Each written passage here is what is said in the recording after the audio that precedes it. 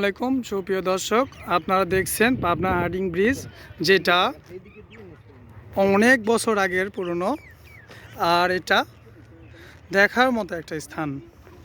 এটা একটা দর্শনীয় স্থান, কারণ পাবনাতে এটার অনেক ইতিহাস আছে। আপনারা যদি ইউটিউবে বা গুগলে সার্চ করেন যে আমরা হার্ডিং ব্রিজের ইতিহাস দেখতে চাই, তাহলে আপনারা এটার ইতিহাস খুঁজে পাবেন। আর যারা এখনও দেখেননি তারা আপনারা পাবনা রূপপুর দিয়ে চলে আসবেন।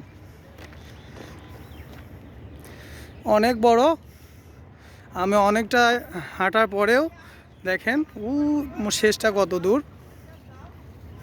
অত্যন্ত সুন্দর ও মনোমুগ্ধকর একটা জায়গা।